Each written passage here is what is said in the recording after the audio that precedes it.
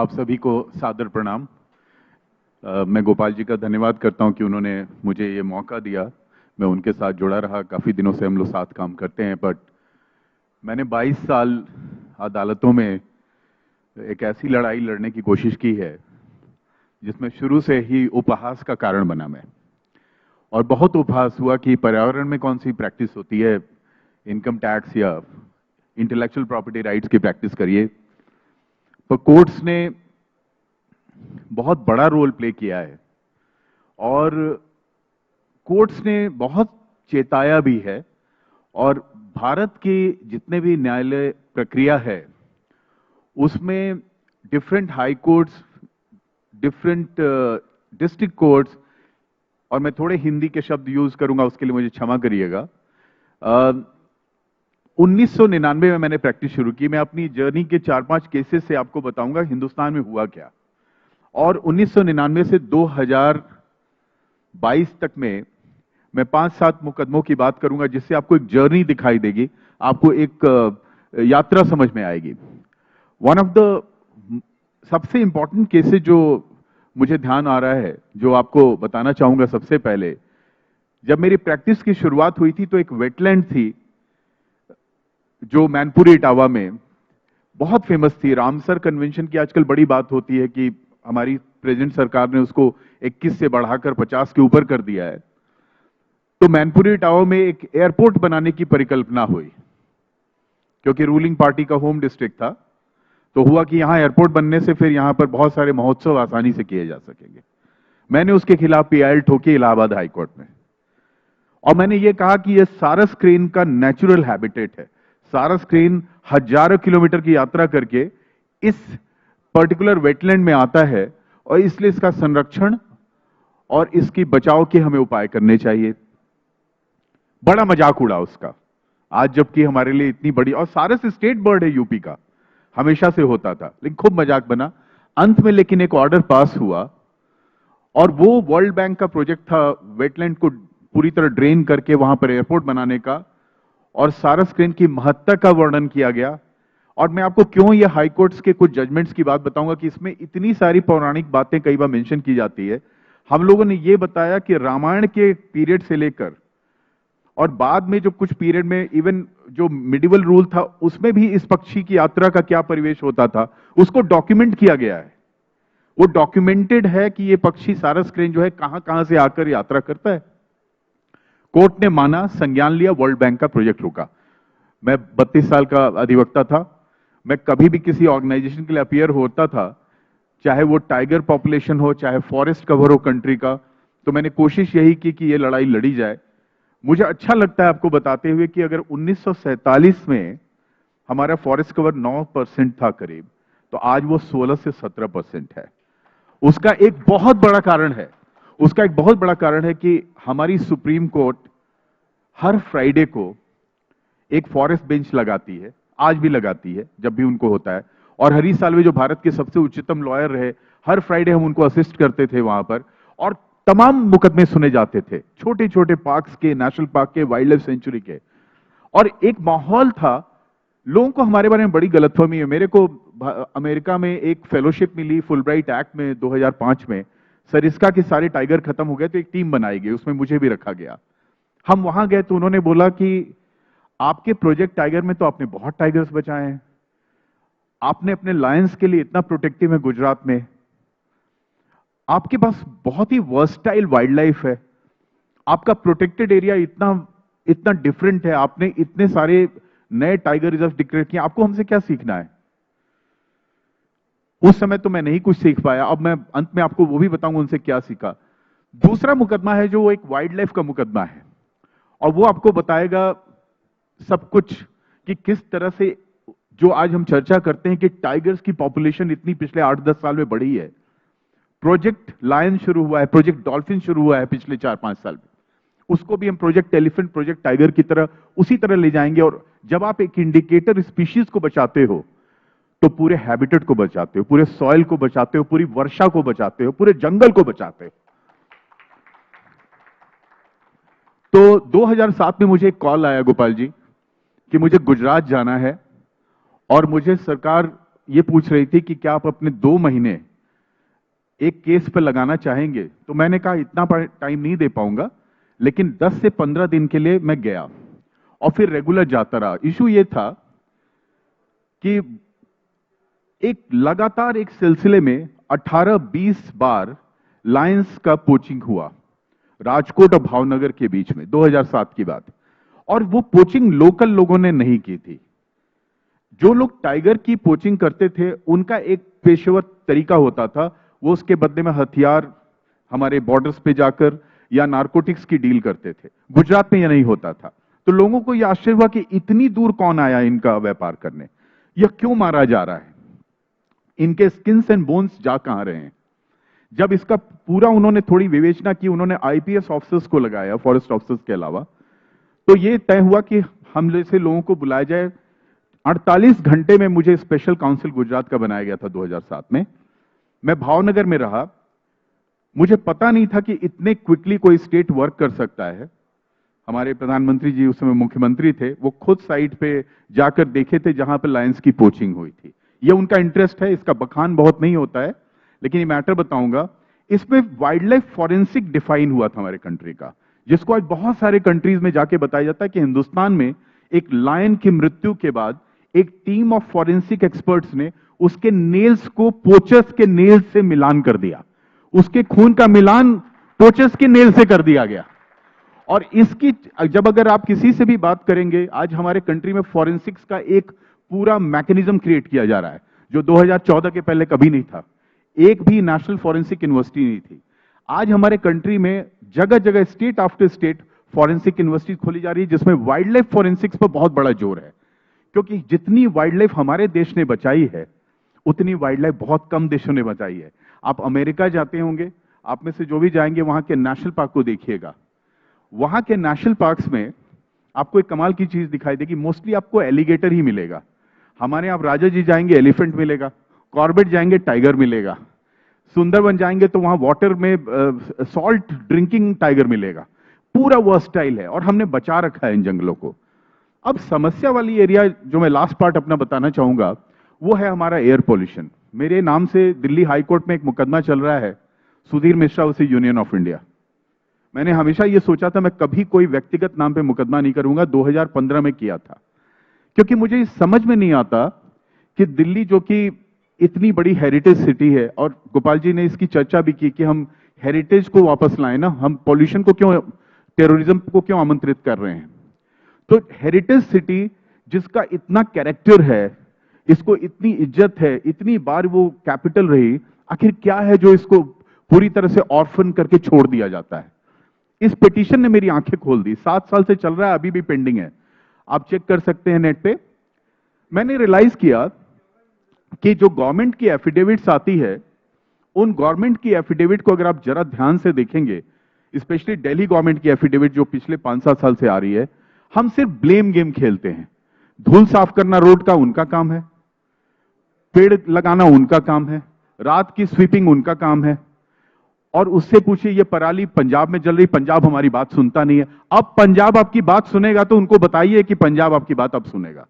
अब कम से कम लिखिए उनको चिट्ठियां कि आप एक कॉरिडोर बनाइए कि यहां से कम 10,000, 15,000, 20,000 पोस्ट कार्ड्स अंतर्देशीय आज भी खरीदे जाते हैं, गांव में आज भी चलते हैं। हम जरूर भेजें जो हमारे मुख्यमंत्री हैं उनको, और वहां भी कि जो पराली है इस बार मत जलने दें। क्योंकि बात सिर्फ पराली की नहीं है, बात इसकी भी है जो संस्कृति की बात गोपाल जी ने कही कि जब तक हम अपनी मानसिकता नहीं बदलेंगे हमें फर्क ही नहीं पड़ता है। और विक्टिम कौन है इसमें सबसे ज्यादा, जो सबसे सोशल स्ट्राटा में सबसे नीचे है, जो प्रेग्नेंट वुमेन है, वो एक अगर ऑटो से जा रही है उसके बच्चे को भी उस पॉल्यूशन से तकलीफ हो रही है और उसे भी तकलीफ हो रही है। तो मेरा यह मानना है कि एयर पॉल्यूशन की समस्या पे दिल्ली में खासकर, जो कि हमारा डिस्टिंक्शन है कि वर्ल्ड में सबसे ज्यादा पॉल्यूटेड सिटी में नंबर 1 है, एक सॉल्यूशन आज है कि हम एक कार्रवाई करें जिसमें सब लोग चिट्ठियां लिखें। और मैं इसका एक और उदाहरण देता हूं। मंगूज आप लोगों को पता होगा, नेवला बड़ा शुभ माना जाता है हमारे यहां। नेवला को हमारे यहां मारा जाता था, कर्नाटका में बाकायदा ग्रुप बनाकर नेवले को पीट पीट के मारा जाता था, क्योंकि वो प्रोटेक्टेड नहीं था किसी शेड्यूल में। तो नेवला को मारा क्यों जाता था? क्योंकि मुरादाबाद के पास पेंट की सारी कंपनीज थी जो बड़ी बड़ी कंपनी इंटरनेशनल थी उनका हेडक्वार्टर्स इंडिया में था। उस पेंट की इंडस्ट्री में जो ब्रश होता था पेंट करने का, बड़े से बड़े आर्टिस्ट जिनका आप नाम जानते हैं वो उसी ब्रश से करते थे, जो नेवले के स्किन का होता था, नेवले के पंख का होता था। तो नेवलों को मारा जाता था। इस पर एक मूवी बनवाई गई, हमारे कुछ एनजीओ मित्र थे, उन लोगों ने बनाया। दिल्ली हाईकोर्ट में 1,05,000 साइन गए स्कूल के बच्चों के। गोपाल जी, आपने बात की एजुकेशन ऑफ स्कूल के बच्चों की। 1,05,000 बच्चों ने स्कूल के लिख के भेजा। 3 महीने में शेड्यूल रिवाइज हो गया। 3 महीने में नेवला को वही प्रोटेक्शन मिला जो टाइगर को और एलिफेंट को वाइल्ड लाइफ प्रोटेक्शन एक्ट में मिलता है। तो देखिए, हमारे यहां बहुत कुछ है जो हम बचा सकते हैं, हमें इस पर चर्चा भी करनी चाहिए। एक बहुत बड़ा फायदा इस देश में ये हुआ है कि न्यायालय का रोल कम हुआ है। पर्यावरण के बहुत सारे जो एक्सपेरिमेंटल जुडिशियल एक्टिविज्म होता था वो कम हुआ है, और आज कॉर्पोरेट्स एक्चुअली ये फील करते हैं उनको वॉलंटरी कंप्लायंट करना है। क्यों नहीं करेंगे? आप हाइड्रोजन की रेस देख लीजिए, इलेक्ट्रिक व्हीकल्स की देख लीजिए, नॉन कन्वेंशनल एनर्जी की देख लीजिए, इंफ्रास्ट्रक्चर में ग्रीन स्टैंडर्ड्स की देख लीजिए। वॉलंटरिज्म बढ़ा है, उसमें हमें कोई नुकसान नहीं है। हमें इसका भी विरोध करना चाहिए। अंत में मैं कहूंगा कि अगर कोई ग्लोबल रैंकिंग हमको लिखती है कि आप इन्वायरमेंट में सबसे नीचे, मैं उसको नहीं मानता। 22 साल काम करने के बाद मैंने यही रियलाइज किया है कि अगर आप डेनमार्क के साथ मेरा कंपैरिजन करना चाहते हैं और कहते हैं कि हमारी रैंकिंग 170 होनी चाहिए, 60 होनी चाहिए, मैं उसको नहीं मानता। क्योंकि हमारे कंट्री के हिसाब से जितना फॉरेस्ट हमने बनाया है, जितना हमने वाइल्ड लाइफ बचाया है, वो काफी है हमारे लिए। Thank you, thanks a lot.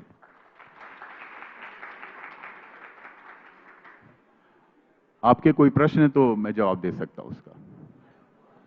या श्योर।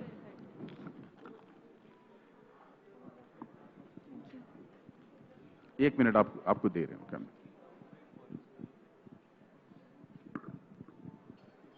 जी, मेरा नाम अनिल गुप्ता है। मैं भारतीय एनजीओ से हूं और हम दिल्ली में अर्बन फॉरेस्ट बना रहे हैं। नरेला में बनाया, बख्तावरपुर में बनाया, एमसीडी स्कूल्स में भी हम काम कर रहे हैं। अभी रिसेंटली मैंने पढ़ा हासदेव अरण्य छत्तीसगढ़ में बहुत बड़ा जंगल है, और उसमें एनजीटी ने एक्चुअली स्टे दे दिया था।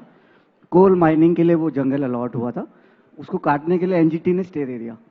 उसके बाद वो छत्तीसगढ़ गवर्नमेंट को मिला था, और राजस्थान में वो कोल जो है सप्लाई होना है, तो वो सुप्रीम कोर्ट में उन्होंने पिटीशन डाला। सुप्रीम कोर्ट ने स्टे वेकेट कर दिया 1 महीने में, और आज तक वो ऑर्डर नहीं आया है सुप्रीम कोर्ट का।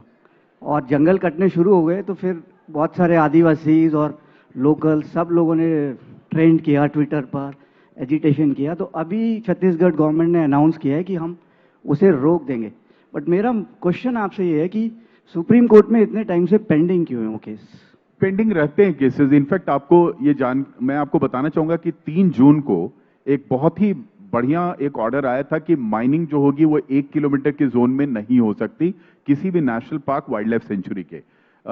बिफोर ये काफी दिनों से पेंडिंग था, Godavari versus union of India. तो ये ऑर्डर अभी आया है। इस ऑर्डर का क्वाइट सर्कुलेशन भी हो रहा है और इसका क्रिटिसिज्म भी हो रहा है, क्योंकि 1 किलोमीटर कर देने से क्या है कि कोई भी परमानेंट स्ट्रक्चर भी आप नहीं बना सकते। तो अगर मान लीजिए किसी national park wild life sanctuary के बगल में कोई विलेज है और वहां पर हम स्वच्छता के लिए टॉयलेट्स बनाना चाहते हैं, तो उस पर भी इसकी आंच आ रही है। तो जैसे ही जुलाई में कोर्ट्स खुलेगी, ये माइनिंग पे भी क्लैरिफिकेशन आएगा और इस पे भी क्लैरिफिकेशन आएगा। पर ये ऑर्डर 3 तारीख को आया है, वो आपको इंपैक्ट कर रहा है। Thank you sir. Yes sir.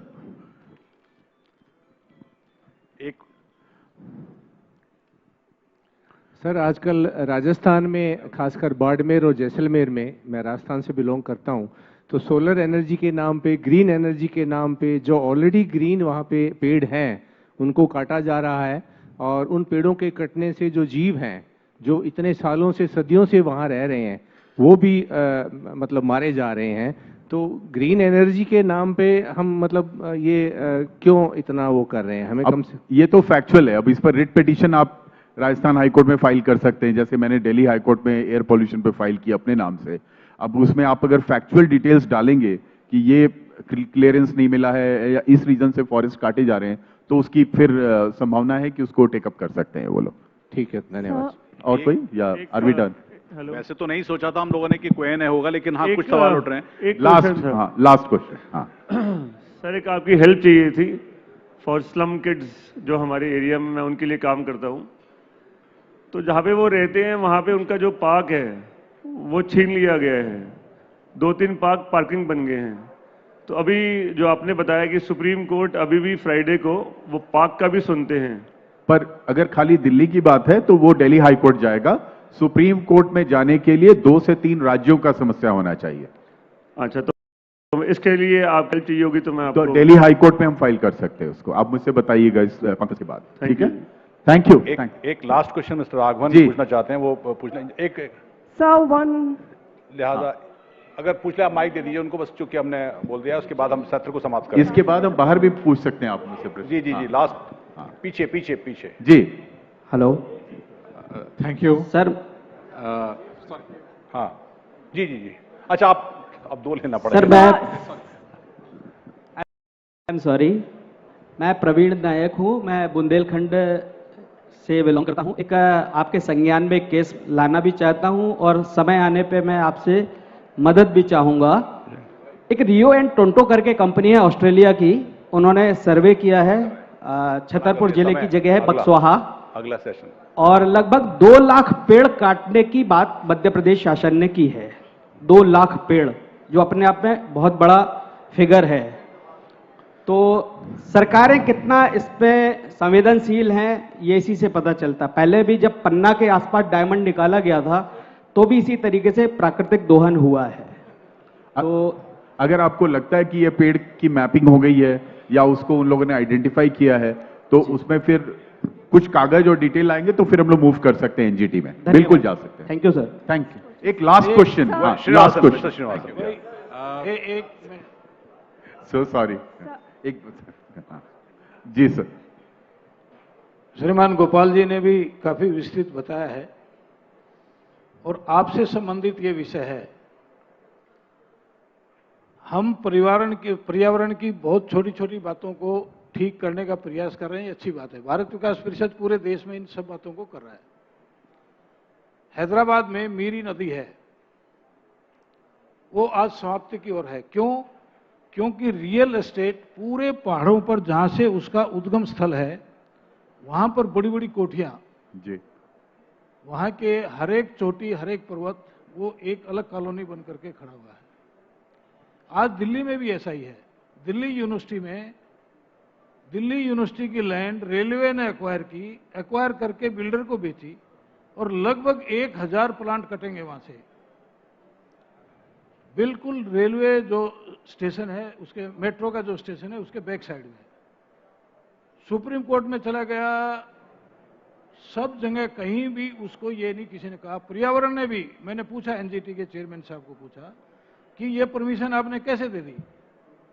एक बिल्डर महत्वपूर्ण है कि दिल्ली यूनिवर्सिटी के लाखों बच्चों का जीवन ज्यादा महत्वपूर्ण है। अभी अशोक विहार में लगभग 5 एकड़ का एक प्लॉट, उसमें नर्सरी थी, वो नर्सरी आज उसमें लगभग 1000 से ज्यादा प्लांट कटेंगे, वहां कॉलोनी बनेगी। तो ऐसे बड़े बड़े बिल्डर्स आकर के इस तरह के जीवन को विकास के नाम पर हम कह रहे हैं।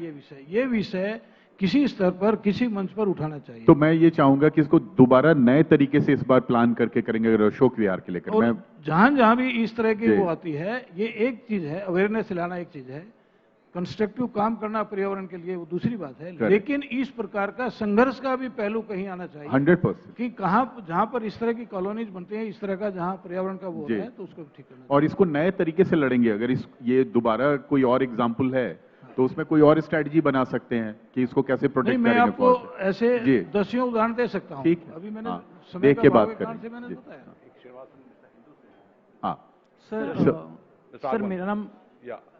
सर मेरा नाम शशांक है। एक minute first let him ask. हाँ सर।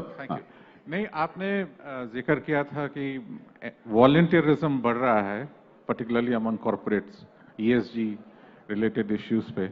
मैं आपसे ये पूछना चाहता हूँ कि हमने रूल्स तो बना दिए, लॉज बना दिए, मिनिस्टर ने भी जिक्र किया था इसका उनकी भाषण में, extended producer responsibility, various waste management rules. But ये रूल्स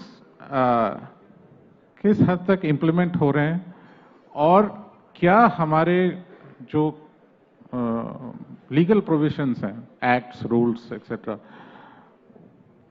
उसमें do you think they are deterrent enough to actually prevent, the offenders from offending, continuous offending. Yes. Yes. Voluntary declaration is one thing. That is No, for I public understand. relations. But आप सही कह रहे हैं। तो उसमें law की जहां तक बात है, लॉ पहले जरूर कमजोर थे। Even wild life protection act में मैक्सिमम पनिशमेंट 3 साल था, उसको हम लोगों ने लड़ कर, क्योंकि वही ऑफेंडर बार बार वही अपराध करता था, 7 इयर्स कराया, नॉन बेलेबल भी बनवाया। कॉर्पोरेट्स की जहां तक बात हो, एंड आप इतने सीजन्ड पत्रकार हैं, मैं आपको बताऊंगा, आपको पता है ये कि हाउ डू यू डिफाइन कि चेंज कैसे आ रहा है। फियर फैक्टर है अभी, जैसे प्लास्टिक्स पे 1 जुलाई से एक बैन आने वाला है कि single use plastic will be band, straw will be band.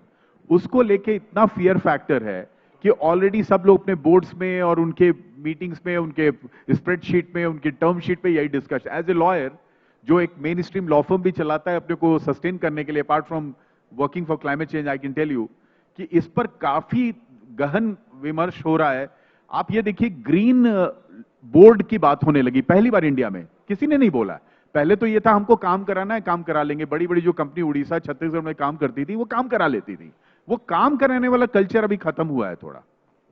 और अभी क्या है, लोग वॉलंटरिज्म से, मेरा मतलब था, मैंने हिंट में बोला कि जब आप ये देखते हैं कि लोग कह रहे हैं कि सस्टेनेबिलिटी, ईएसजी माइंडसेट के डायरेक्टर्स चाहिए हमको इंफ्रा कंपनीज में और ट्रांसपोर्ट कंपनी में और एनर्जी कंपनीज में, ये आज से 8 साल 10 साल पहले नहीं होता था। तो ये चेंज हमारा, क्योंकि हम ये नहीं कह सकते कि कार्बन हम ऑलरेडी कम इमिट करने को कमिट कर चुके, 2030 में हमने ये बोला, 2017 नेट जीरो बोला, तो वो लड़ाई गवर्नमेंट तो नहीं लड़ सकती। वो जब तक हमारे इंफ्रास्ट्रक्चर और कॉर्पोरेट वर्ल्ड नहीं उसको वॉलंटरिज्म से को ऑप्ट करेगा, I don't think we have a solution there. This is what I feel. Thank you very much. But very good question, thanks a lot.